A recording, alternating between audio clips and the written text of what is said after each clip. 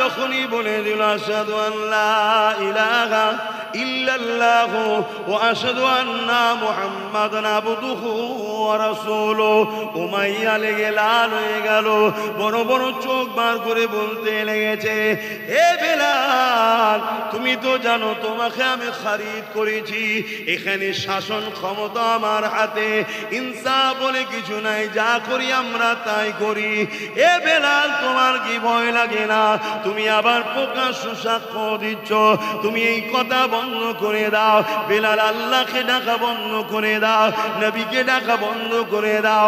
আল্লাহকে মেনে নিয়েছি, নবীকে মেনে নিয়েছি, আল্লাহকে ভালোবাসি, নবীকে ভালোবাসি, এটা বলা বন্ধ করে দাও। আজ যেমন আমার ভারতবর্ষে শুরু হয়েছে, আল্লাহ ডাকলে মারছে, নবীকে ভালোবাসলে জুলুম করছে, এটা নতুন নয়, নতুন নয়। যুবকেরা ঘাবড়ে যেও না গো, আল্লাহ বা পরীক্ষা নিচ্ছে, এই পরীক্ষায় মজবুত হয়ে দাঁড়িয়ে যাও। যদি পরীক্ষায় তুমি কামিয়াবি হয়ে যেতে পারো, তাহলে তুমি গাজী দরজা পাবে। আর এই পরীক্ষা দেওয়ার জন্য যদি তোমার মৃত্যুর ওসিলায় হয়ে যায়, আল্লাহ তোমাকে শহীদের দরজা দেবে। আরো জোরে বলুন সুবহান।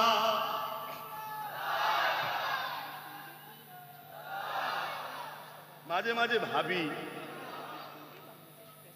জিন্দাবাদ জিন্দাবাদ, আমার স্লোগান দেবে না, শুনছেন আমি কি বলছি? মাঝে মাঝে ভাবি, আমার ভারতের কিছু কিছু ছেলেকে আমরা দেখেছি মব লিঞ্চিং করে পিটোতে পিটোতে মেরে দিয়েছে, দেখেছেন না? দেখেন, জন ছেলে, প্যান্ট শার্ট পরা, মুখে দাঁড়িয়ে, শুনছেন? বলেছে এই স্লোগান দে, দিচ্ছে না, মারছে, এই স্লোগান দে, দিচ্ছে না, মারছে, মার খেতে খেতে খেতে খেতে মরে গেছে। তথাপিও আল্লাহ ছাড়া, নবী ছাড়া অন্য কোনো বাতিলের নাম লাইনে। জোরে বলুন সুবহানাল্লাহ।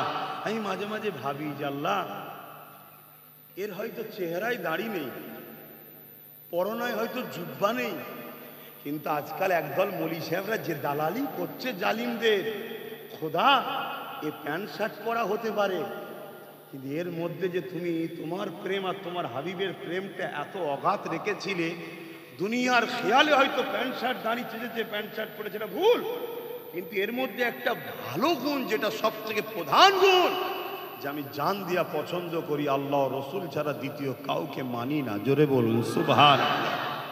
ওহ, আল্লাহ কাকে কোন দিক দিয়ে জান্নাতে দেবে বোঝা বড় মুশকিল। আজ কিছু লোক দাড়ি চাচা প্যান্ট শার্ট পরা ছেলেরা অবশ্যই অন্যায় করছে, মানি। দাড়ি চাষছো যারা ভুল করছো রাখো, প্যান্ট শার্ট পরছো ভুল করছো, পায়জামা পাঞ্জাবি পরো, কথা বুঝে আসছে। কোনো নাচারে কোনো জব ডিউটিতে যাও, সেটা আলাদা কথা, তোমার নবী সুন্নাত মুখে রাখো। আজকে যদি এই ভারতবর্ষে কেউ যদি পুরো মাথা নাড়া হয়ে পিছনে একটা টিকলি না কি বলে রাখতে পারে, তার যদি লজ্জা না লাগে, শিখ পাঞ্জাবিরা মুখে দাড়ি পাগড়ি পড়তে লজ্জা যদি না লাগে, কেউ যদি উলঙ্গ হওয়াটাকেও পছন্দ করে, লজ্জা যদি না লাগে, এ মুসলিম ঘরের যুবকেরা মুখে দাড়ি রাখতে লজ্জা লাগছে কেন?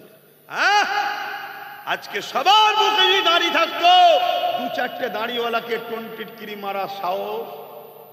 একটা বাসে 50 জন মুসলমান আছে, দাঁড়িয়ে একজনের মুখে, ওকে যখন টিটকিরি মারছে, বাকি 50 জন একে অপরের মুখে দেখছে, ভাবতে পারছে না তো এর মধ্যে কে কে মুসলমান।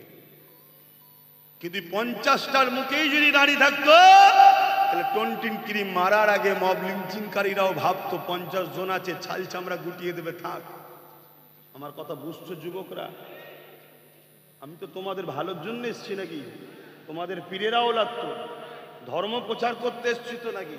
তাই তোমাদেরকে বুঝাচ্ছি, বোঝো, দাঁড়িয়ে রাখো, নবীর সুন্নাত। একেবারে যদি খুব বড়ও না রাখতে পারো, আস্তে আস্তে আস্তে আস্তে হবে রে বাবা, রাখো, দেখতে আরো মানান হবে, তোমার মুখের সৌন্দর্য আলাদা বাড়বে। এখন তো মডগার্ড বিহীন লাগছে, মডগার্ড বিহীন বাইক বা সাইকেল যেমন লাগে তেমন লাগছে। রাখো, দেখতে মানাবে, যাদের মুখে আছে দেখো কত সুন্দর লাগছে, রাখো আমার ভাইরা। তো যাক, আমি যে কথা বলছিলাম, দেখো কার মধ্যে কি আছে। এই সমাজে বড় বড় দাড়ি রেখে মাথায় টুপি দিয়ে বড় আল্লামা সেজে জালিমদের দালালি করা লোক আছে না না? একটু আওয়াজ দিয়ে বলো, আছে না না? আর অথচ এই সমাজে আবার এমনও ছেলে মার খেতে খেতে মরে যাচ্ছে, অন্যায়ের কাছে মাথা নত করছে না। জোরে বলুন সুবহানাল্লাহ। বাবেরা, নজওয়ানেরা, তরুণেরা, আল্লাহ বাবাজি দেখবে না, আল্লাহ পাক অন্তরটা দেখবেন। এ নজওয়ানেরা, ইমান অবস্থাতে দাঁড়িয়ে রাখো, ইমান অবস্থাতে টুপি পরো, ইমান অবস্থাতে সুন্নতে রসুলের জিন্দেগি কাটাও। নবী আমার খুশি হয়ে যাবে, নবী খুশি হয়ে গেলে আল্লাহ তোমার উপরে রাজি খুশি হয়ে যাবে। এই দুনিয়া দুদিনের আল্লাহ নবী জানিয়ে দিলেন, মান আহাব্বা সুন্নতি, যে আমার সুন্নতকে ভালোবাসলো, ফাকাদ আহাব্বানি, সে আমি রসুল আমাকে ভালোবাসলো। আমরা যে রসুলকে ভালোবাসি, এই ভালোবাসার নমুনা হলো মান আহাব্বা সুন্নতি, নবীর সুন্নাতকে ভালোবাসো, নবীর সুন্নাতে জিন্দেগি করো, নবীর আখলাক চরিত্রে জিন্দেগি করো, তাহলে নবীকে ভালোবাসা হবে। যারা নবীকে ভালোবাসবে, আল্লাহ নবী জানিয়ে দিলে কানা মাই ফিল জান্নাহ, যারা আমার সঙ্গে আল্লাহর জান্নাতে থাকবে। এ যুবকেরা, হযরত বিলাল হুজুরকে ওই উমাইয়া জালিম চমকাতে লেগেছে। এ উমাইয়া, আমাদের লাতকে মেনে নাও, আমাদের উজ্জাকে মেনে নাও, আমাদের হবলকে মেনে নাও, আল্লাহ ও রাসূলকে ছেড়ে দাও। আজকেও উমাইয়া সমাজে আছে না নাই? কিন্তু মরা উমাইয়ার বিরুদ্ধে খুব বলে, আজকের উমাইয়া গুণের বিরুদ্ধে বলা দরকার আছে না না? এখানে বলতে চাই না, বললে জেল দেবে। শুনছেন তো নাকি? এ নওজওয়ানেরা, অবশ্যই উত্তরপ্রদেশে যে সরকার আছে, সেদিনের উমাইয়ার সঙ্গে এই জালিমকে মিলিয়ে দেখো, এও সেই একই ক্যাটাগরির মধ্যে পড়ছে। এও অত্যাচারী, এও স্বৈরাচারী। এর রাজ্যে নারীরা সুরক্ষিত নয়, উমাইয়ার সময়ও নারীরা সুরক্ষিত নয়। এর রাজ্যে খুন দাঙ্গা আম হয়ে গেছে, এর রাজ্যে ক্রাইম আম হয়ে গেছে। উমাইয়ার সময়ে তো এইরকম অন্যায় অত্যাচার জুলুম হতো। এ যুবকেরা, তরুণেরা, বাপেরা, মনে রেখে দেবে। এমন করে বেলাল হুজুরকে বোঝাতে লেগেছে, এ বেলাল, আল্লাহকে ছেড়ে দে, নবীকে ছেড়ে দে, তোকে আজাদ করে দেবো। আর যদি না ছাড়িস, তোর উপরে অনেক জুলুম করা হবে। হযরত বেলাল বলে দিল, আমার উপরে যতই জুলুম করো না কেন, আমি নিজের জীবন দেয়া পছন্দ করি, আল্লাহ ও রাসূলকে ছাড়তে রাজি নয়। আল্লাহু আকবার। অসুবিধা হচ্ছে? তাহলে একটু মিলানো দরকার আছে তো নাকি? তাই একটু মিলিয়ে মিলিয়ে বলছি। ইসলাম যদি জালিম শাসকদের বিরুদ্ধে কথা বলার নাম যদি ইসলাম না হতো, তাহলে আল্লাহ কোরআনে ফেরাউনের বিষয়টা শোনাতো না, নমরুদের বিষয়টা শোনাতো না। কেন শোনাচ্ছে? আমরা শিক্ষা পাবো যে মুসা কে ছিলেন আর ফেরাউন কে ছিল, লড়াইটা কিসে ছিল, এগুলো জানা দরকার আছে না? না আজকেও ফেরাউন সমাজে আছে না? না, হ্যাঁ আছে। তাহলে মরা ফেরাউন বলতে খুব ভালো লাগে, জ্যান্ত ফেরাউনদের বিরুদ্ধে উলামাদেরকে বলতে হবে না? হবে না? কিন্তু কিছু উলামা বলছে, সবাই যে বলে না বলবো না, কিছু উলামা বলছে আল্লাহ তাদের নেক হায়াত দিক, জবানে আল্লাহ তাসির দিক, তাদেরকে আল্লাহ আরো কামিয়াবি দিক। বলুন আল্লাহুম্মা আমিন। তবে বেশিরভাগ উলামারাই তো আজকের ফেরাউনদের পিছনেই ঘুরছে। কি গো, কথাটা কিন্তু কষ্ট লেগে গেল নাকি? তাহলে সাড়া দিচ্ছেন না কেন? বেশিরভাগ ঘুরছে না করে নে। হ্যাঁ, কেন? আজকের ফেরাউনরা কিছু ভিক্ষা দিচ্ছে, লাও লাও লাও, আর তারা চুপ করে বসে আছে। আই লাভ মোহাম্মদ সাল্লাল্লাহু আলাইহি ওয়াসাল্লাম বলাতে তাদের অসুবিধা হচ্ছে না। লিখার জন্য যে ছেলেদের উপর জুলুম করলো এ ব্যাপারে তাদের অসুবিধে হচ্ছে না। আবার কিছু মুনাফিক আছে এমন, তারা ওই বিজেপি শাসিত লোকেরা যখন ইসলামের বিরুদ্ধে বলে তখন তারা বাংলার মাঠ গরম করে বাংলার ফেরাউনের কোলে লোককে তোলার প্ল্যান করে। এরকমও লোক আছে না? না, অসুবিধা হচ্ছে। আমি আপনাদেরকে নিয়ে এসছি না আল্লাহ নিয়ে এসছে? আল্লাহ যখন নিয়ে এসছে সামনে তো আমাকে তো বলতে হবে, নাই তো আল্লাহ ধরবে আমাকে। এই হক কথা বলিস নি কেন? বল, কি ধরবে না? তাহলে বলো, এ আবার কেমন বিচারিতা সমাজে চলছে বলো? আইলা মুহাম্মদ সাল্লাল্লাহু আলাইহি ওয়াসাল্লাম বলাত, ধরুন উত্তরপ্রদেশের সরকার তার প্রশাসন জুলুম করেছে, অন্যায়, তার বিরুদ্ধে 100 বার বলতে হবে। এখানে বলার জন্য 500 লোককে পাওয়া যায়। আর আমার রাজ্যে যখন কোন ফেরাউন ইসলামের বিরুদ্ধে বলে তখন আর 5 জনকে পাওয়া যাচ্ছে না। কি ব্যাপার? কি ব্যাপার? বলছে না, আমাদের লড়াইটা তো মূলত আল্লাহ ও রসুলের জন্য নয়, আমাদের লড়াই আল্লাহ ও রসুলকে বাহানা করে বড় জালিমের বিরোধী করে ছোট জালিমের কোলে লোককে তোলাও, বিনিময়ে কিছু লাও। কথা শুনছেন তো নাকি? এই কথা বলাতে আবার অনেক উলামারা আমার বিরুদ্ধে এখন কথা বলছে না বলেনি? আমার ওয়াজকে কেটে কেটে ছড়াচ্ছে না ছড়াইনে?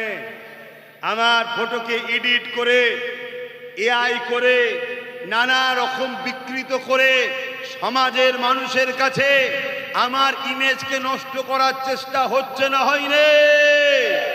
কিন্তু আমি জানতে চাই, এই মাহফিলে যতবার এসেছি, আজকে যে লোকটা জড়ো হয়েছে এরকম লোক কি আল্লাহ কোনোবার এনেছিল? একটু ঘুরে দেখে নেন না একটুখানি। আমি তো জলসা করেছি এখানে,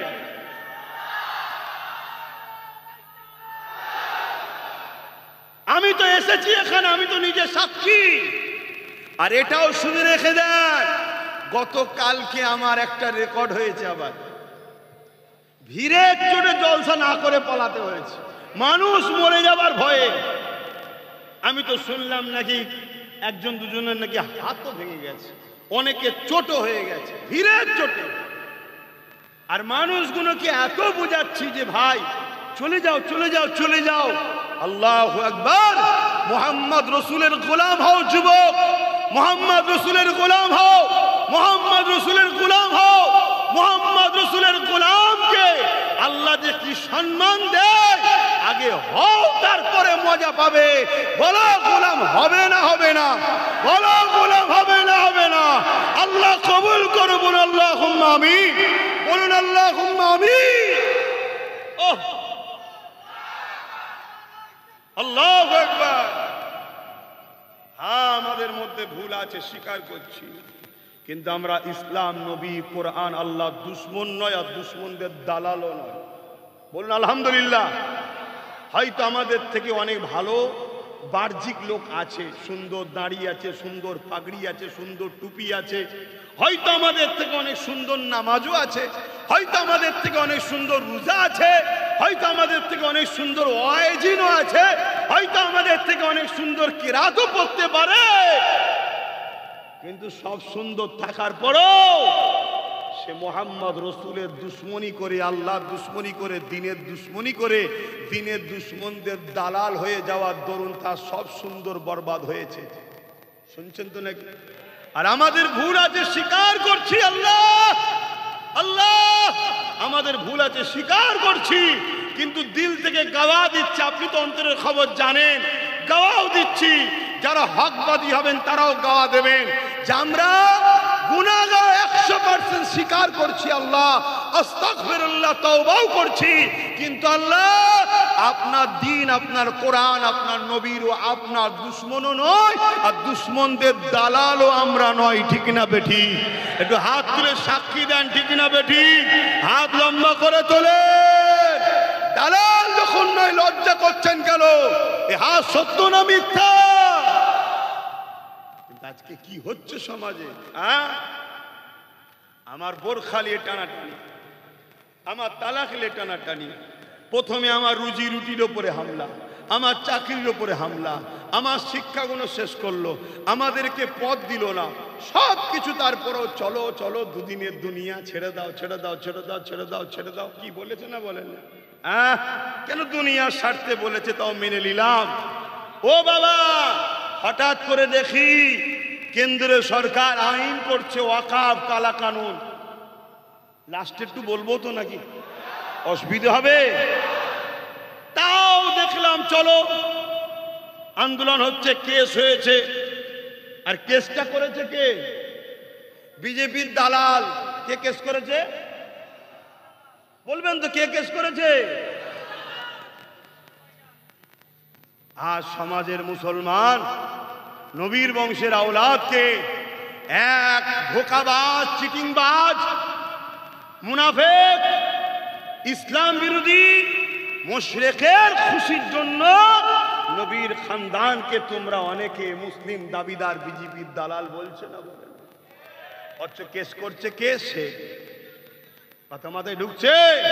বলো, যারা তোমার নবীর আওলাদদের ঘরে এত বড় কথা বলে, সেই মুনাফিকদের সাথে আমাদের দূরত্ব রাখা দরকার আছে না নাই? চলে আসো, আজকে এই বিষয়ে কেস করছে সে। তারপরেও চলো, দেখলাম উত্তরপ্রদেশে একজন চরিত্রহীন নারী কোন জায়গা আমার নবীর আহলিয়া আম্মাজানকে নিয়ে বিরোধী করেছে না করেনি? ও বাবা, এটা হতে হতে আবার দেখছি আইলা মুহাম্মদ সাল্লাল্লাহু আলাইহি ওয়াসাল্লামের বিরুদ্ধে কাজ করেছে না করেনি? ও বাবা, এটা হতে হতে দেখছি তোমাদেরই একেবারে কান মুতোয় এক মানবরূপী পশু, সে আবার বলছে নাকি ইসলামে নাকি রেপ করা কোনো পাপের বিষয় নয়। নাউজুবিল্লাহ বললেন না? আরো জোরে বল, নাউজুবিল্লাহ বললেন না? অথচ এই গাদ্দারকেও এক সময় মুসলমানরা সাথ দিয়েছে না দেয়নি? হ্যাঁ, এ যখন টিএমসিতে ছিল আজানের বিরুদ্ধে কেস করেছিল না করেনি? এরপরেও মুসলমান সাথ দিচ্ছ। বলো, আল্লাহর আযাব আমাদের উপরে হওয়া দরকার আছে না নাই? এখনো সাবধান হও। এত বড় কথা বলল ও বাবা, এরপরও দেখা যাচ্ছে কি আমার রাজ্যে আরো একজন নির্মল মাঝি, তার নাম মমতাকে দেখি আল্লাহ বলছে। বলুন নাউজুবিল্লাহ। তাহলে এরা রাজনীতির নামে ফেরাউনের মতো ইসলামের বিরোধী করছে না করেন? এরা রাজনীতির নামে নমরুদের মতো ইসলামের বিরোধী করছে না করেনি? এরা রাজনীতির নামে এজিদের মতো ইসলামের বিরোধী করছে না করেনি?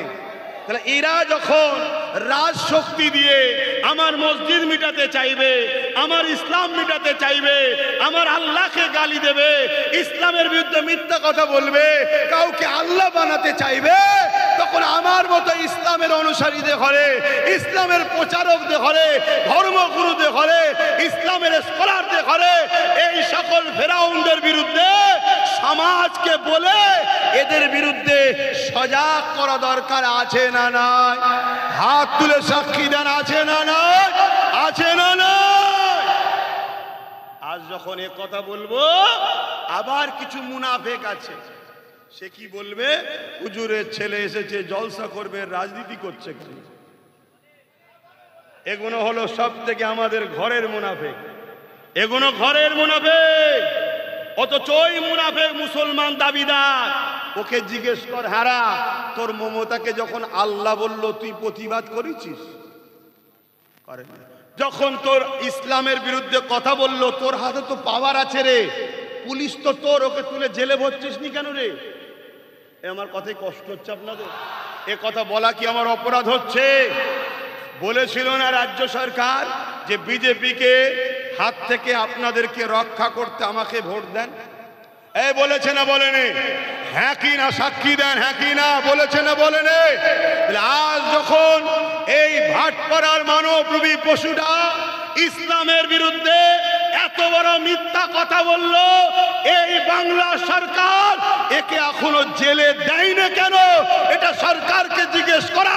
মুসলমান ভোটারদের দরকার আছে না না? বলো।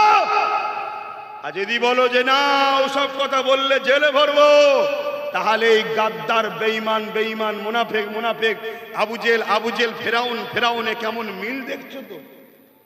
তাহলে নিজেদের পাওয়ারের দরকার আছে না নাই? এজন্য আব্বাস সিদ্দিকী বুঝাই।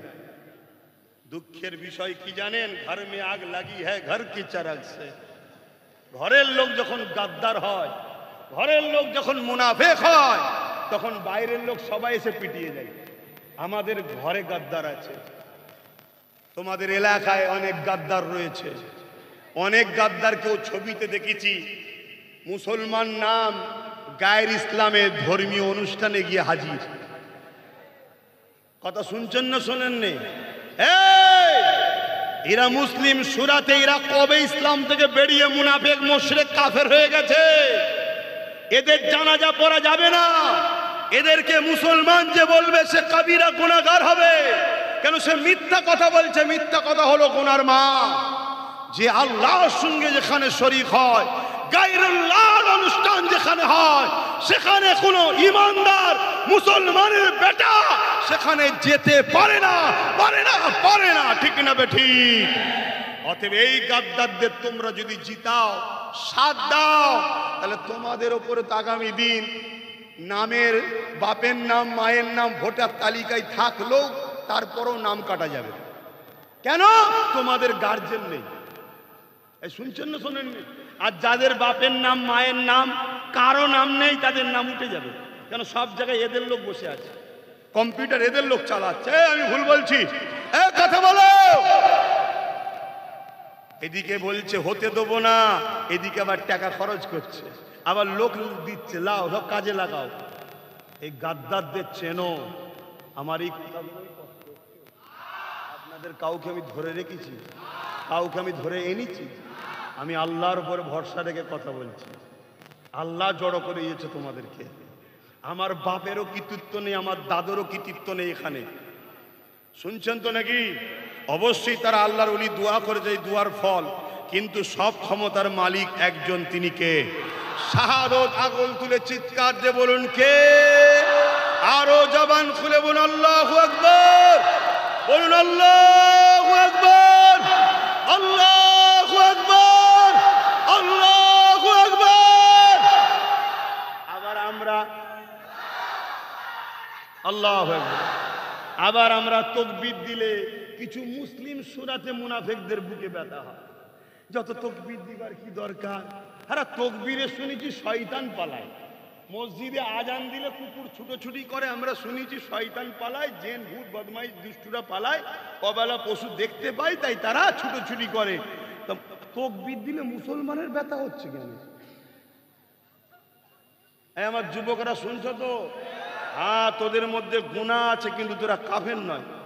কেন? তোরা ইসলামের দুশ্মন নয়, তোরা মুশরিক নয়। শুনছিস তো ভাই? আল্লাহ তোদেরকে চাইলে মরণের আগে ওলি বানিয়ে দিতে পারে। জোরে বলুন সুবহানাল্লাহ। কেননা আমরা এই জমিনের উপরে দেখেছি হযরত মালিক বিন দিনারের নাম শুনেছেন। তিনি একদিন জলসার মাহফিলে ওয়াজ করতেছিলেন। শুনছেন তো? এ যুবকেরা, মালিক বিন দিনার ওয়াজ করতে লেগেছে। হাজার হাজার মানুষ মজলিসে বসে রয়েছে। মালিক বিন দিনার আল্লাহর কথা, নবীর কথা শোনাচ্ছে। এক যুবক দাঁড়িয়ে গেল, দাঁড়িয়ে গিয়ে বলছে, হুজুর বিয়াদবি নেবেন না, যদি ইজাজত দেন একটা প্রশ্ন করব। মালিক বিন দিনার বলতে লেগেছে, কি প্রশ্ন করবে বাবা? বলো বাবা। ইজাজত দিলাম বাবা, বলো। মালিক বিন দিনার বলতে লেগেছে, হুজুর একটা সময় আপনি রাস্তায় মদ খেয়ে পড়ে থাকতেন হুজুর। হাজার হাজার লোকের সামনে বলছে, একটা সময় আপনি রাস্তায় মদ খেয়ে পড়ে থাকতেন, আজ আপনি ওয়াজ করছেন। হুজুর আমি আপনার বিরুদ্ধে নয়, আপনাকে অপমান করছি না। এই যে সারাবি থেকে আজ আল্লাহর রাহে ফিরে এসে আল্লাহর ওলি হয়ে গেছে। এই ইতিহাসটা কি করে হলো যদি আপনি আমাদেরকে জানাতেন, তাহলে আমরা বড় উপকারিত হতাম। কেননা আমরা আল্লাহ ও রাসূলকে ভালোবাসি। এ যুবকেরা, হযরতে মালিক বিন দিনারের চোখ দিয়ে পানি গড়াতে লেগেছে। যুবকটা ঘাবড়ে গেছে, হুজুর হয়তো দুঃখ পেয়ে গেছে। আল্লাহর ওলিদেরকে দুঃখ দিলে লাভ হয় না লস হয়? আলেম উলামা এদের ঘরে এহেনত করলে কুফরি হয়, ওলি আউলিয়াদেরকে অপমান অপদস্থ করলে কুফরি হয়, ঈমান বেরিয়ে যায়। নাউযুবিল্লাহ বলেন। তো ওই যুবকটা ঘাবড়ে গেছে, যা আমি তো হুজুরকে জানতে চাইলাম যে পরিবর্তনটা হলো কি করে, তাহলে আমরাও তো খারাপ রয়েছি, পরিবর্তন হতে হবে আমাদেরকে। তো হুজুর মনে দুঃখ পেয়ে গেছে, ছেলেটা কাকুতি বিনতি করছে, হুজুর মাফ করে দেন, আমি আপনাকে হুজুর বিয়াদবি করতে চাই না। আমরা এতগুলো হাজার হাজার লোক বসে আছি, যদি আমরা জানতে পারি তাহলে আমরা সবাই উপকৃত হব যে কিভাবে আপনি এত চেঞ্জ হলেন। রাস্তায় মদ খেয়ে পড়ে থাকতেন, আজকে আল্লাহর ওলি হয়ে গেলেন কি করে? জোরে বলুন সুবহানাল্লাহ। কে চেঞ্জ করেছে? কে চেঞ্জ করেছে? আজ আমার যুবক ছেলেটা হালকা বয়সে প্যান্ট শার্ট পরেছে, হালকা বয়সে মেলায় গেছে, ফান্সে কি বলে বন্ধুদের সঙ্গে একটু পার্কে টার্কে ঘুরতে চলে গেছে, হালকা বয়সে কখন একটু নামাজ কাজা করে ফেলেছে। একে ঘৃণা করছো? মসজিদ বাঁচাবার বেলায় ইরাই জান দেয়, মৌলী সাহেব নামাজিরা কেটে পড়ে। আমি বলছি না নামাজিরা খারাপ, নামাজিরাও ভালো, রোজাদাররাও ভালো, হাজিরাও ভালো, কিন্তু এই ছেলেকে ঘৃণা করে তাড়িয়ে দিলে হবে না, এদেরকে বুকে নিতে হবে। তাহলে এরাও আল্লাহ কারে নামাজি মুসল্লি আল্লাহওয়ালা হয়ে আপনাদের কাতারে এক হয়ে যাবে। বলুন সুবহানাল্লাহ। আমার কথা বুঝছেন তো নাকি? ভুল ব্যাখ্যা নেবেন না। হজ করা তখন বহুত মুশকিল। আবার এখন ওই সব ইরা এই যে বসে আছে সব কেটে কেটে 30 সেকেন্ডের বক্তব্য, 30 সেকেন্ডের বক্তব্য, বলো আমার কথাই ভোট দেবে, 30 সেকেন্ডের বক্তব্য ছেড়ে দিয়েছে। লোকের মাথায় হাত, পুরোটা দে না, পুরোটা দে। ওর পরেই রয়েছে যে বিজেপিকে ভোট দেওয়ালে ঈমান থাকবে না, হারাম, ওটা দেয় না। শুনছেন না? শোনেন না? ওটা দেয় না। কেন? ওটা দিলে আব্বাস সিদ্দিকীর নামে যে পাড়ায় পাড়ায় বুঝাচ্ছে যে আব্বাস বিজেপির লোক, ওটার প্রমাণ হবে না তো। আর ওটা যদি প্রমাণ না করতে পারে তাহলে আব্বাস সিদ্দিকীর কথা এরা শুনে নিলে এই জালিমদের তো চেয়ার উল্টে যাবে। কথা ভুল বললাম নাকি? হ্যাঁ, এটা পলিসি চলছে, পলিসি। মনে রেখে দিও, আব্বাসকে ভুল বুঝিনি, আব্বাস তোমাদেরকে বাঁচাবার চেষ্টা করছে, বাঁচাবার মালিক আল্লাহ। সাথ দাও, দুটো জিনিস তোমাদের জন্য, সাথ দাও।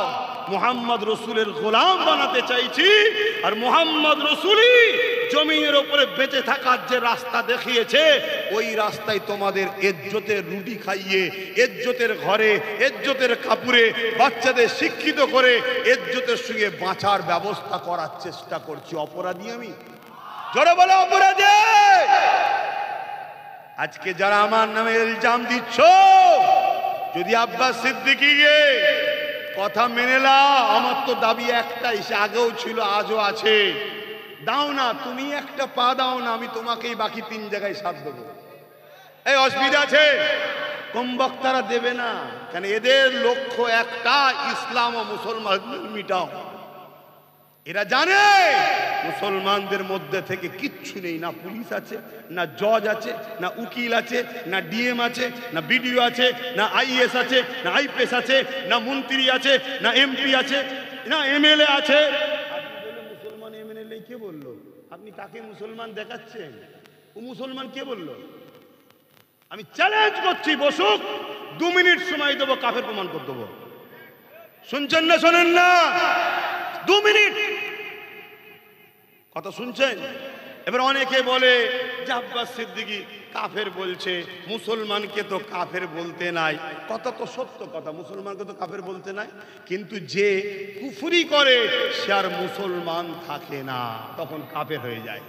এই আপনারা কাউকে, আপনাদের কাউকে ধরে কাফের বলছি নাকি আমি? যে কুফরি করে সে কি হয়? মুসলমান আর থাকে না, কাফের হয়ে যায়।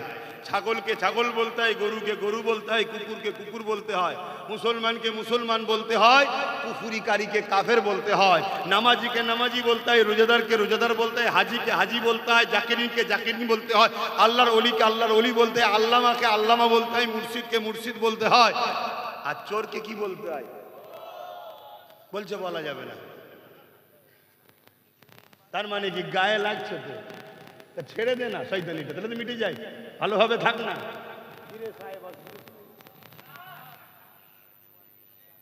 একটুখানি মাঝে মাঝে একটুখানি আনন্দ করে একটু মনটা ফ্রি হয়ে গেল। কে আমাদের ইনশাল্লাহ চিন্তা নেই, আমাদের রহমানুর রহিম আল্লাহ আছে, আর রহমাতাল লিল আলামিন মুহাম্মদ রাসূল আছে। জোরে বলুন সুবহানাল্লাহ। আর কাউকে লাগবে? বাকি যারাই আমাদেরকে আল্লাহ ও রসুলের সঙ্গে জুড়তে চাইবে আমরা তাদের সাথে আছি, ঠিক না বেঠিক? তো যে কথা বলছিলাম, কোন কথা বলছিলাম জানো? হযরতে মালিক বিন দিনার। হুজুর একটু কথাটা বলেলি। তো জিজ্ঞেস করছে হুজুর কি করে হলো? হুজুর বিয়াদবি মাফ করবেন, আমি আপনাকে কষ্ট দিতে চাইনি। হযরতে মালিক বিন দিনার বলে, এ যুবকেরা শোনো, কখন যে তোমার পরিবর্তন এসে যাবে তুমি নিজেই বুঝতে পারবে না।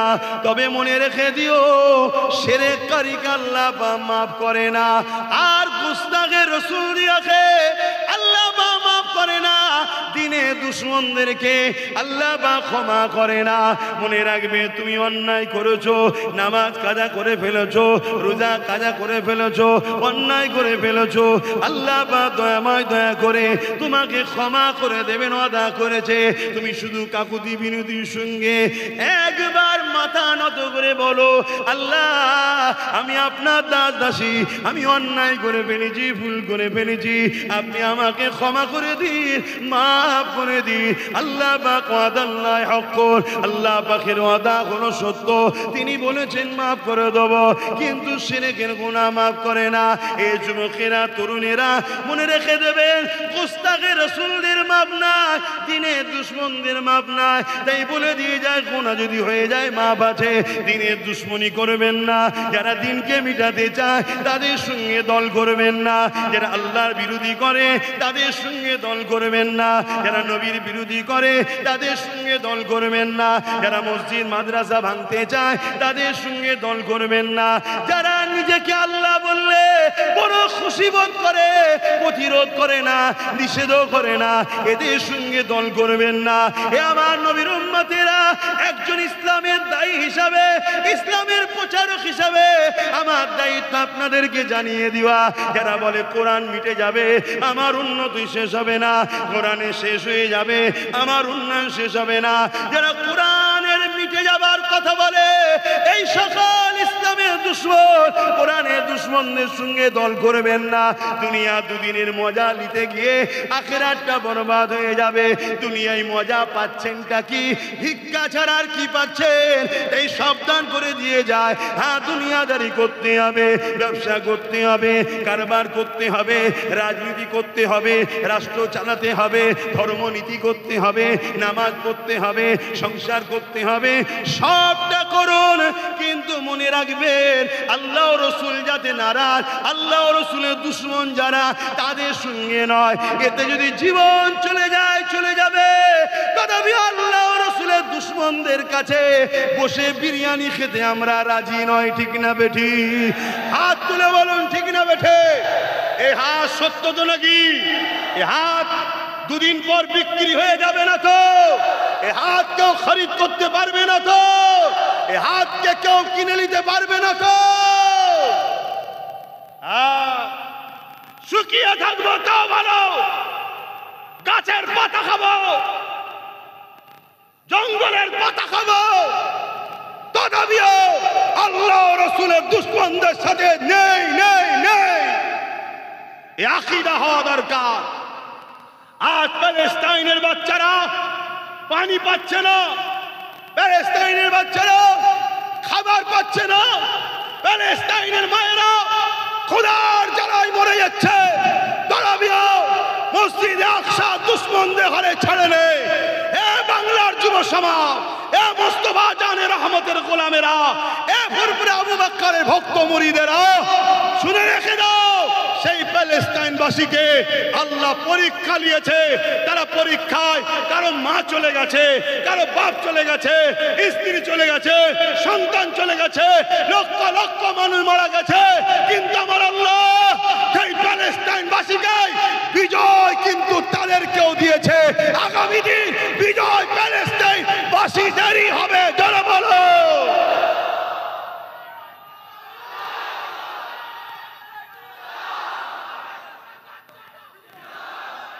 আমার ভাইয়ের আমার, দুদিনের দুনিয়ার মায়া জালে পড়ে যাবেন না।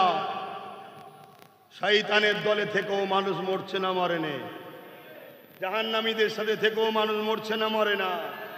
আবার অনেকে বলে কে জান্নাতে কে জাহান্নামে আল্লাহ ছাড়া কেউ জানে না। বলছে না, বলে না? এ আর এক জাহান্নামের কুকুর শুনছেন তো নাকি? হ্যাঁ, এ শয়তান আল্লাহ ছাড়া কেউ জানে না নবীকে বাদ দিল। শুনছেন তো? আল্লাহ ছাড়া কেউ জানে না নবীটাকেই প্রথম বাদ দিয়েছে। আর নবীকে যে বাদ দেয় সে মোমেন থাকে। আর জোরে বলেন, যা ডাক্তারি পেশা, উকিলি পেশা, মাস্টারি পেশা করে খাচ্ছিস, করে খেগে যা। এদিকে মাথা ঢুকা দিয়ে আসনি।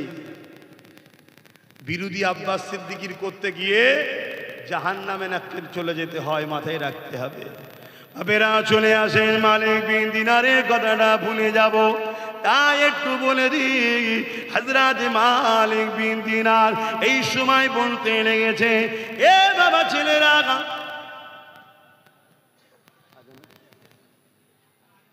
আপনাদের মহল্লায় তা মহরে পরের মহল্লায় হচ্ছে এখন মাইকের সিস্টেমে অনেক দূর যায়, তাই মহল্লার ওয়াজিবটা আদায় করতে হয়। কথা বুঝে আসছে? এ নওজওয়ানেরা, হযরত মালিক বিন দিনার ওই সময় বলতে লেগেছে, বাবা ছেলেরা, আমার পরিবর্তন কি করে হয়েছে শোনো বাবা। রোজার মাসের 27 তারিখ রাত, কি রাত বলে ওটাকে? 27 তারিখের রাত তো আমি বললাম কিসের রাত? কদরের রাত, লাইলাতুল কদর। এক রাত্রি কেউ যদি ইবাদত করে কাটায়, 1000 মাসের নেকি আল্লাহ পাক তার আমলনামায় দিয়ে দেয়, অর্থাৎ 100 বছরের ইবাদতের নেকি। উম্মতে মুহাম্মদী হওয়ার দরুন এক রাত ইবাদত করব, 100 বছরের ইবাদত, 1000 মাসের ইবাদতের নেকি পেয়ে যাব। জোরে বলুন সুবহানাল্লাহ। এই ফেসিলিটি পেয়েছি কার ওসিলায়? কার ওসিলায়? আমার নবীর ওসিলায়। কার ওসিলায়? হ্যাঁ, সেই নবীকে ভুলে যাবে? খবরদার, সেই নবীর হয়ে কথা বলে। এ যুবকেরা, তরুণেরা, হযরত মালিক বিন দিনার বলেন, ওই কদরের রাত্রিতে আমি মদ কিনে নিয়ে, শরাব কিনে নিয়ে রাস্তায় খাওয়াটা নিজেকে চক্ষু দৃষ্টি লাগলো, চোখের মধ্যে লজ্জা লাগলো, তাই আমি শরাবটাকে নিয়ে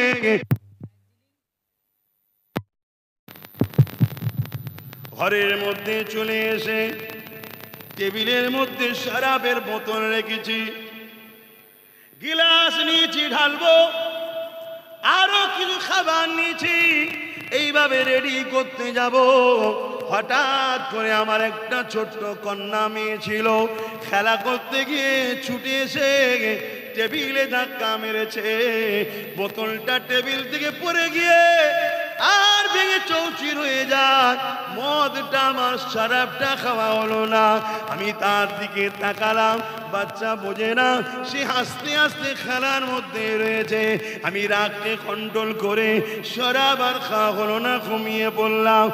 1 বছর কেটে যায়, রোজ শরাব পান করি।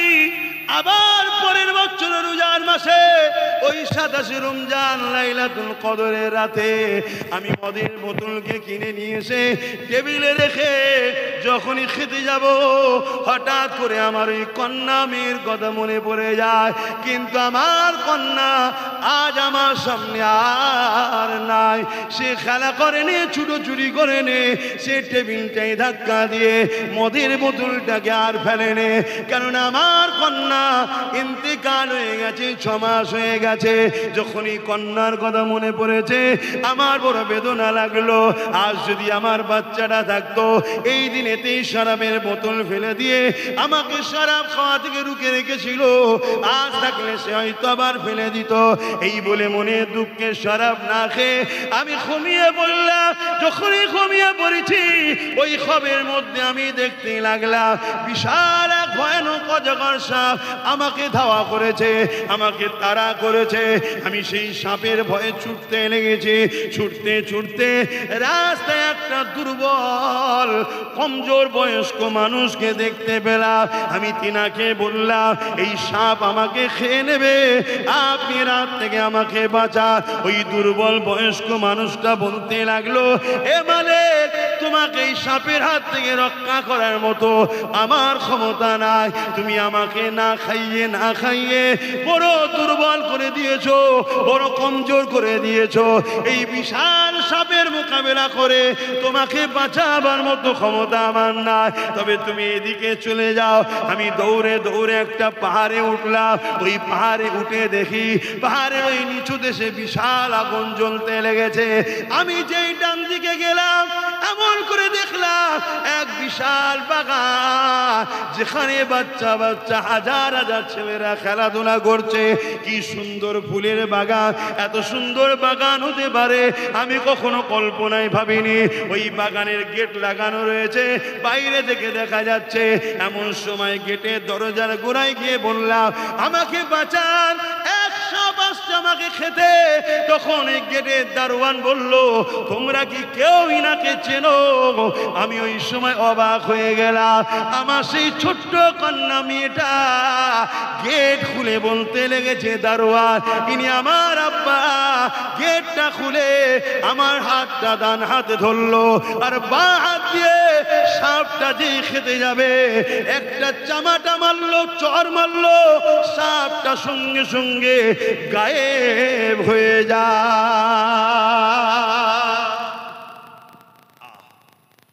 এই যুবকরা হযরতে মালিক দিনার বলছে, শোনো বাবা, আমার পরিবর্তন কিভাবে হয়। হ্যাঁ, কেউ মানুষ কাল খারাপ থাকলে থাকতে পারে, যদি কেউ পরিবর্তন হয়ে তওবা করে তার পুরাতন কথা তুলা কাবিরা গুনাহ। শুনছেন তো নাকি? হ্যাঁ, আমার কাটিং অজকে নিয়ে হই হই এখনো চলছে, চলছে না চলে না? খুব সাবধান, এসব খপ করে পা দিয়ে নিজেদের বাচ্চাদের ভবিষ্যৎ ক্ষতি করবেন না। কেন একটা বিপ্লব শুরু হচ্ছে, একটা ইনকলাব শুরু হচ্ছে। লক্ষ কোটি কোটি মানুষ, মা বাপ ভাই বোন সংগঠিত হচ্ছে, ঐক্য হচ্ছে, একতা হচ্ছে। এই একতাটাকে টুকরো টুকরো করার, ভাঙার নানা রকম ষড়যন্ত্র পরিকল্পনা চলছে। একটাই উদ্দেশ্য, আমাদেরকে যখন মিটাতে যাবে আমাদের কেউ যেন গার্জেন হয়ে সামনে দাঁড়িয়ে যায়। দাঁড়িয়ে গেলে বাধা হবে না, হবে না, মাথায় রাখবে, কথা কোনো বুঝবে। হই হই করবেন না। আব্বাস সিদ্দিকীর কথাটাকেও শুনে ভাবার ইজাজত দিলাম, ভাববেন। শুনছেন তো নাকি? আর যারা বিরোধী করছে তাদেরটাও ভাববেন, ভেবে দেখুন কি পরিকল্পনা চলছে। তো ভাইয়ের আমার, হযরতে মালিক বিন দিনার, তখন তিনার নাম শুধু মালিক ছিল, দিনার হওয়ার পিছনে একটা ইতিহাস আছে, জানেন? এই যুবকরা জানো কত বড় আল্লাহর ওলি হয়ে গেল? দেখো, একদিন সে রাস্তায় পড়ে থাকতো তিনি শরাব পান করে, কিন্তু কত বড় আল্লাহর ওলি হয়ে গেল দেখেন। আহা, আল্লাহু আকবার বলেন, আল্লাহু আকবার। একদিন নৌকো করে যাচ্ছে, নৌকো করে যাচ্ছে, আর মাঝি পয়সা চেয়েছে। মালিক বিন দিনার বলছে, আমার কাছে তো পয়সা নাই, আমার কাছে তো পয়সা নেই, আমি দরবেশ মানুষ, মজলুম মানুষ, পয়সা নেই। তখন এই মাঝি চিনতে পারে না, তো রেগে গিয়ে তেনাকে নদীতে ফেলে দিতে চাইছে। আল্লাহর ওলিকে নদীতে ফেলে দিতে চাইছে। তখন আল্লাহর ওলি বলছে, বাবা আমি সত্যি বলছি, শোনো বাবা, আমার কাছে পয়সা নেই, তবে তুমি ওপারে চলো, আমি পয়সা দিয়ে দিচ্ছি। কিন্তু শুনছে না। এমন সময় নৌকোর মাঝি অবাক হয়ে গেছে, কি পুরো নৌকোর সামনে যে যাচ্ছে ওই দিকটা বাদ দিয়ে বাকি তিন সাইডে ওই নদীর, সাগরের বা নদীর মাছেরা সব একটা করে স্বর্ণর মুদ্রা মুখে নিয়ে সব মাথা ঘেঁষে উঠেছে। জোরে বলুন সুবহানাল্লাহ, আরো জোরে বলুন সুবহানাল্লাহ। কোথা থেকে কোথায় আল্লাহ নিয়ে যাচ্ছে বুঝছো? কাল তোমাদেরকেও আল্লাহ ওলি বানাতে পারে না, পারে না? কিন্তু ইসলামে যদি দুশ্মন হও, যদি শিরকের সঙ্গে জড়িয়ে যাও, আজকে শিরকে তোমাদেরকে জড়ানো হচ্ছে না, হয় না? নাম দিয়েছে বিজয়া উৎসব। নাম কি? বিজয়া। কত বড় পরিকল্পনা দেখো। হ্যাঁ, গায়ের ইসলামের ভাই, সে তার ধর্ম করবে, উৎসব করবে, নাচবে কুদবে, তার বিষয়ে আমার কোনো পক্ষে বিপক্ষে মন্তব্য করার মাথা ব্যথা হয়নি। আমার অমুসলিম ভাইয়ের আমার বক্তব্য শুনে দুঃখ পেলে কিছু করার নেই। আপনার ধর্মও যেমন কিছু নিষেধ আছে, বাধা বিঘ্ন আছে, আমার ধর্ম তো আছে, ঠিক না বেটি? আপনি যেমন আপনার ধর্মকে সত্যি ভালোবাসেন, আপনি কি কুরবানি দিনে আমার পশুর এসে ঠ্যাং ধরতে পারবেন? এ কথা বলেন। তাহলে ঠিক তেমনই আমার ধর্ম কিছু বাধা বিঘ্ন আছে, ঠিক না বেটি গো? তাহলে আপনারটা আপনার কাছে, আপনার উৎসব আপনার কাছে, ধর্ম যার যার, ধর্ম যার যার, উৎসব তার তার, দেশ কিন্তু সবার, তাই তো নাকি? হ্যাঁ। তো সেই জায়গায় কিন্তু আজ আমাদেরকে পরিকল্পিতভাবে মুশরিক বানানো হচ্ছে। দেখুন এই যে বিজয়া উৎসব, এই বিজয়া উৎসবে হাজার হাজার মুসলমানের ঘরের ছেলে রাজনীতির নামে গিয়ে নাচছে, হই হই করছে, আনন্দ করছে না, করেনি? এই উৎসবটা কি উপলক্ষ করে? এই যে বিজয়া উৎসবটা কি উপলক্ষ করে বলুন, বলুন বলুন বলুন। আল্লাহর সঙ্গে শরিক নয়, আল্লাহর সঙ্গে শরিক করেই তো করছে নাকি? তো তুমি কেমন মুসলমান যে আল্লাহ তোমাকে দুটো চোখ দিল, দুটো হাত দিল, দুটো কান দিল, দুটো পা দিল, দুটো কিডনি দিল, সেই আল্লাহ যে কাজ তোমাকে নিষেধ করেছে, সেই কাজের সঙ্গে তুমি শরিক হয়ে গেলে? না, আমার এলাকার দাদা বলেছে, আমার এলাকার দিদি বলেছে যে উৎসব সবার, ধর্ম যার যার, উৎসব সবার। এ আরেক চক্রান্ত আমাদেরকে মুশরিক কাফের বানাবার। দিদি বলেন এত চক্রান্ত করছে কেন? একটাই কারণে করছে, শুনে রেখে দাও। বদরে 313 জন ছিল, বিজয় আমাদের হয়েছে। হযরত গরিবে নওয়াজ একা ছিল, বিজয় আমাদের হয়েছে। এরা যদি আমাদেরকে কাফের আর মুশরিক না বানাতে পারে, এরা হাজারো ক্ষমতাশালী হলো, বিজয় কিন্তু আমাদেরই হবে। জোরে বলুন সুবহানাল্লাহ, আরো জোরে বলুন সুবহানাল্লাহ। তাই এদেরকে ছলে বলে কলে কৌশলে যেমন করে মুশরিক কাফের বানিয়ে দাও। ছেলেগুলো গান শুনছে, কাফের নয়। ছেলেগুলো সিনেমায় গেছে, মুশরিক নয়। ছেলেগুলো যাত্রায় চলে গেছে, কাফের নয়। ছেলেগুলো নামাজ কাজা করে ফেলেছে, মুশরিক নয়। কিন্তু বিজয়া উৎসবে যারা যে আনন্দ করবে, নিঃসন্দেহে জেনে রেখে দিও, ইসলাম থেকে বেরিয়ে কাফের হবে। শুনছেন না? শুনুন। এবারে আপনার যদি এই মশলা না জানা থাকে আর যদি করে ফেলেন, আপনার উপায় কি? এখন উপায়টাও তো বলতে হবে। উপায় হলো কলেমায় রদ্দ কফুর পরে নতুন করে মুসলমান হতে হবে। শুনছেন তো না? কলেমায় রদ্দ কফুর পরে নতুন করে মুসলমান হতে। আচ্ছা, আমি যে অজগুলো করছি, এই অজগুলো কি আমি ভুল করছি? আচ্ছা, এইভাবে আপনাদের ঘরে সবাই যদি বুঝায়, আপনাদের উপকার হবে না ক্ষতি হবে? আপনারা কি মুশরিক হয়ে জাহান্নামে যেতে চান? কাফের হয়ে জাহান্নামে যেতে চান? কিন্তু প্রচার করছে না। কেন? সরকারি ভাবে করা হচ্ছে। সরকার মানুষের রুজি রুটির কথা ভাবছে না, সরকার চাকরির কথা ভাবছে না। সরকার কি করছে? প্ল্যান মাফিক আমাদেরকে মুশরিক করছে, ইসলাম থেকে সরাচ্ছে। যে সরকার আমাকে ইসলাম থেকে সরায়, সেই সরকারের বিরোধী করা হলো ফরজ, সেই সরকারের বিরুদ্ধে লড়াই করা ফরজ, সেই সরকারকে সাপোর্ট করা হারাম। শুনছেন তো নাকি? এটা নিয়েও সমালোচনা হচ্ছে না, কিন্তু আমি বলা বন্ধ করে দেবো। আপনারা বলুন কারা কারা বলতে বলছেন, হাত তুলে দেখায়। আমার পাশে আছেন তো নাকি? পাশে আছেন তো নাকি? হ্যাঁ, শুধু হাত তুলে আছেন। প্রয়োজন হলে যদি কলিকাতার ব্রিকেটে ডাকি, আপনারা গাঁটের পয়সা খরচ করে যাবেন, যাবেন যাবেন যাবেন, ঠিক বলছেন? ভুলে যাবেন না তো? একবার দেখানো দরকার আছে, একবার দেখানো দরকার আছে। আমার আব্বাদের কষ্ট হচ্ছে না তো? কি গো আব্বা জানেরা, কষ্ট হচ্ছে না তো? পিছনের গুলোকে জিজ্ঞেস করবো না, সব ক্যামেরা এই দিকে না। অনেকের দিল চাই হক কথা বলার, মজবুরিতে বলতে পারে না, তারাও হলো ইমানদার। জোরে বলুন সুবহানাল্লাহ। ইমানের বৈশিষ্ট্য 3টে। অন্যায় দেখলে হাত দিয়ে প্রতিবাদ রোখো, হাতে যদি না পারে মুখ দিয়ে প্রতিবাদ করো, মুখে যদি না পারে অন্তর থেকে কমসে কম যদি বিরোধী থাকে, তাও ইমানদার। এক কথা বুঝে আসছে না নাই? কিন্তু আজ আমরা কি দেখছি? হাত দিয়ে প্রতিবাদও করে না, মুখ দিয়ে হাত দিয়ে রোকে না, মুখ দিয়ে প্রতিবাদও করে না, অন্তর থেকে ঘৃণাও করে না। খোদার ঘরে দাঁড়িয়ে মুশরিকদের পক্ষে দালালি করছে। ও ইমামের পিছনে নামা যাবে? তোমরা আমার মুজাদ্দিদ জামানের রুহানি বাচ্চা, তোমরা আমার নবীর উম্মত, তোমাদের বাপ দাদাদের অবদানে এই বাংলা ইসলামের আলো জ্বলেছে। আজকে যদি কেউ চায় দাদা হুজুরের সিলসিলাকে মিটিয়ে দেবো, মসজিদ মিটিয়ে দেবো, মাদ্রাসা মিটিয়ে দেবো, তার রাজ ক্ষমতাকে মিটিয়ে দিবার জন্য দাদা হুজুরের আওলাদ হিসাবে আমি আব্বাস সিদ্দিকী লড়াই করছি। এর সাথ তোমাদের দেওয়া দরকার আছে না? না, এটাই হলো মূল লড়াই। শুধু আমাকে দেখিয়ে দেওয়া হচ্ছে কি করে এই যুবকদের কাছ থেকে আমাকে সরানো যায়। নানা রকম ভাবে মিথ্যা মিথ্যা করে এআই করে আমার ফটোকে কেটে তার মুখে জড়িয়ে দিচ্ছে। করছে না করেনে? তোমরা কি ভুল বুঝবে আমায়? প্রতি শুক্রবার দিন দরবারে থাকি, কোনো প্রশ্ন থাকলে ইজাজত দিচ্ছি, ভাই ভাইয়ের কাছে যাবে, প্রশ্ন করবেন, উত্তর দেবো। বা প্রতি শুক্রবারে সন্ধ্যে 7টা 7:30টার মধ্যে ফেসবুকে লাইভে বসি, তোমরা দেখো।